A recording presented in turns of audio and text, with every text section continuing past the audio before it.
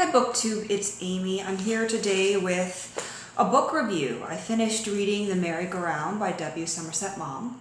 This is one of his earlier novels. It was published in 1905 and it was written while he was still a medical student. So it's very much one of his earlier novels and it shows. I found it to be a little bit all over the place, a little bit it wasn't as well crafted as his later novels are. It was a little bit unfocused. So the basic premise is that Miss Leigh has inherited the wealth of her relative who has died.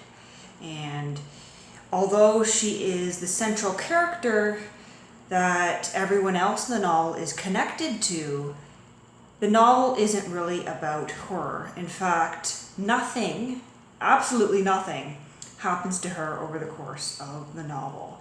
I can think of a handful of things. She hosts a dinner party, which is where we meet many of the people who make up the cast of this novel. She changes her will to ensure that a friend of hers is going to inherit a large fortune when she dies. And she does it sort of out of spite because he has expressed the idea that he wants to give up medicine and give up the idea of making a fortune and being wealthy in favor of sort of bumming around and being poor and earning his living day by day. And so she wants to give him a bit of a shock when he discovers himself rich one day. But that is essentially all that happens to her, apart from listening to the troubles of those around her and offering advice. So the people around her, there is Frank, who is described as 30 years old. And Frank is also kind of a sideline character, although he does offer a proposal of marriage near the end of the novel. Not out of love, but out of duty, it would seem. Although perhaps he is in love with the woman, it's hard to say because we don't hear a lot about his emotions. And apart from Frank, let's see, we have Basil. I'm assuming it's Basil. We have Basil, who is in love with an intellectual woman, and he is prepared to propose to her. But then his barmaid girlfriend announces that she's pregnant, and Basil, being the noble, ethical person that he is, declares his love for her and marries her, which of course leads to unhappiness for both him and his wife, Jenny.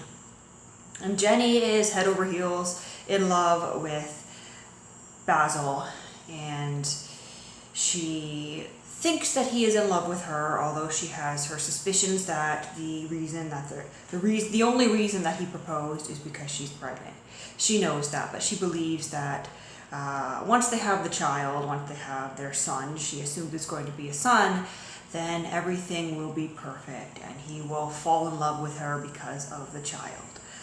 Things don't go as planned for her, but there's tension, of course, between her and her husband because Basil is very much upper middle class, and he keeps his wife and especially her family cut off from the others in his life because there is a class difference, there are class tensions, and it's hinted that his wife is not invited to many of the gatherings he would want to go to, and he continues to see this woman friend of his, this intellectual woman that he was in love with before his marriage.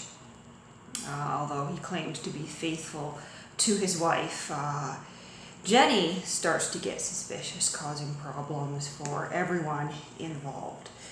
Then we have Bella. Now, Bella is in middle age, a young middle age. It's hinted that she's only maybe in her early to late 30s possibly, but her father, who is a deacon, has all but given up on her ever marrying. And when she announces that she is in love with a young man who is in fact ill, her father forbids the marriage. But she has a strong mind of her own, and so a rift is caused there. And then we have Reggie, who according to his own mother is a saint. His mother believes that Reggie tells her absolutely everything and that he never does any wrong and that she has sheltered him from the world. But even at that very first dinner party where we meet Reggie, we observe him, like winking at someone, like, yes, of course, I'm a moral person who's been protected. But really, he's running around with all sorts of women, and he complains that his mother doesn't give him a large enough allowance, and so off he goes and gets tangled up with a wealthy woman, an older wealthy woman who is in love with him, and he manipulates her into essentially making a mistress of him by giving him gifts and giving him money, and he takes her as a lover but also as sort of a mother figure. But he doesn't, of course, want it to come out, and neither does this woman, because this woman is married as well. And so we have that tangled, ill-advised mess. Now, of course, in all these ill-advised relationships, Miss Leigh is, she's aware of all of them, and she's giving advice to all her friends, and she's taken on almost a godlike position in,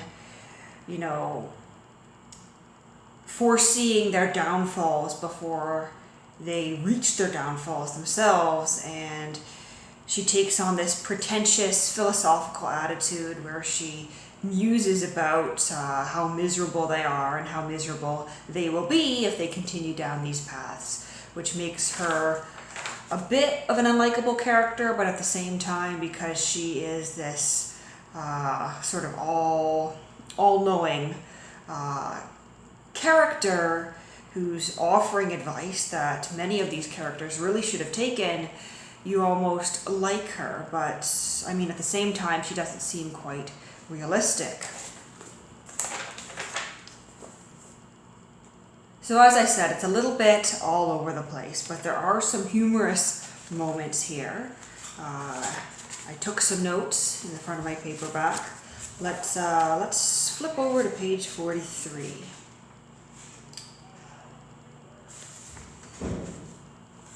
So Miss Leigh is talking with Bella, and she says, "Often in Bond Street I see women with painted cheeks and dyed hair, dressed in a manner which even a courtesan would think startling.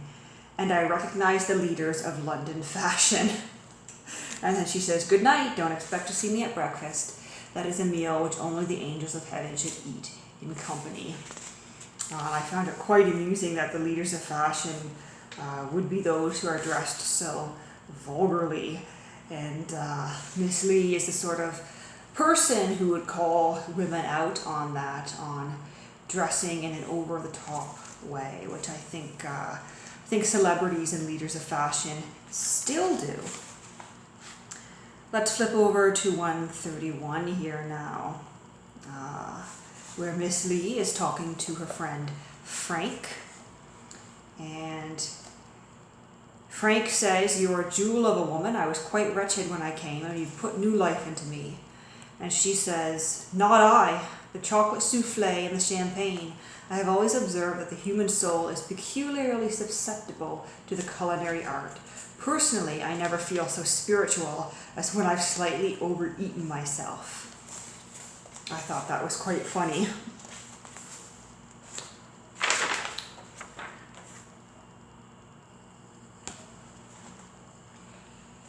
So while it had some funny lines, though, it still had yet another downfall, another thing I didn't like.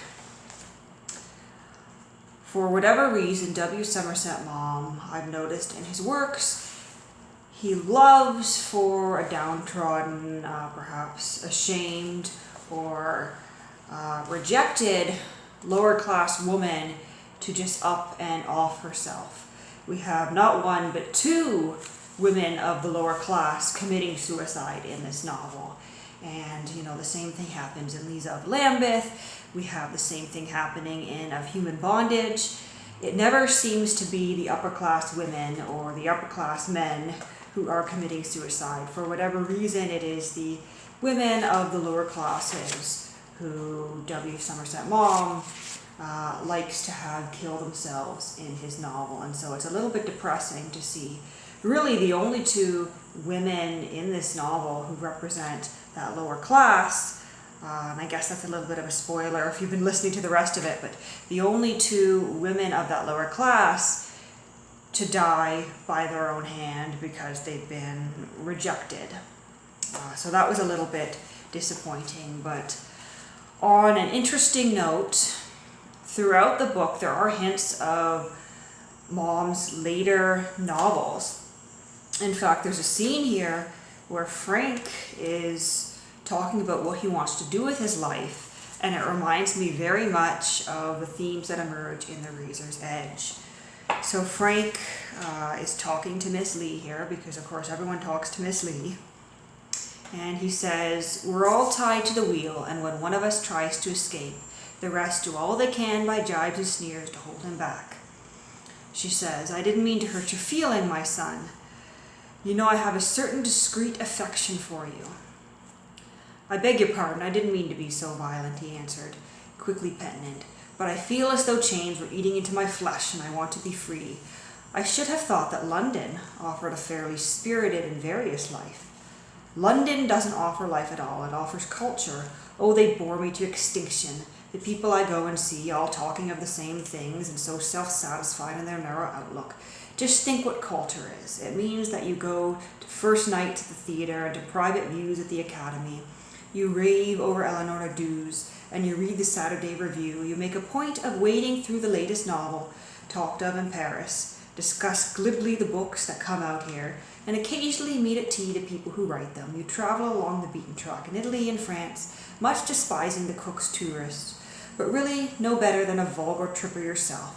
You're very fond of airing your bad French, and you have a smattering of worse Italian. Occasionally, to impress the vulgar, you consent to be bored to death by a symphony concert and to go into fashionable raptures over Wagner, collect paste buckles, and take in the Morning Post."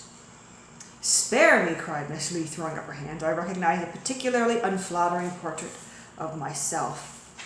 And then Frank goes on in this scene to describe how he would rather quit being a doctor and work his way by his hands like the poorest class of people.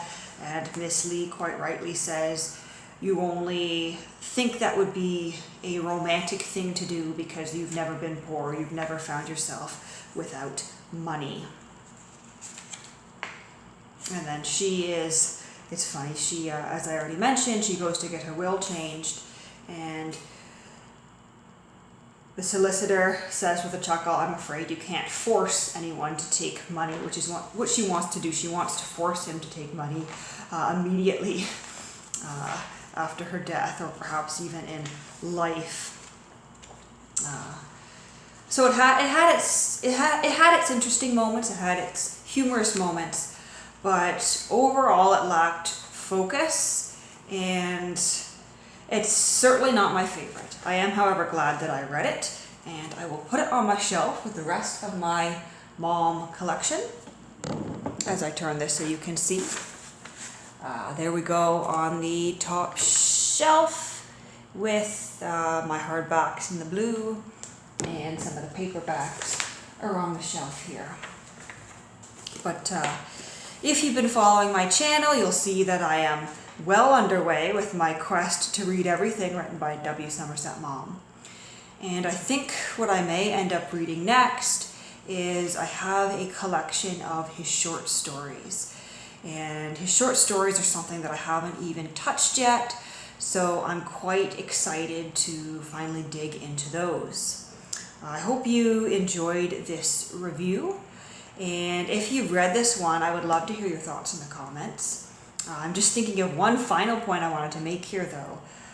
Miss Leigh is hinted to be a distant relation to the Craddocks, which there is another novel by Maugham that I read earlier this summer called Mrs. Craddock.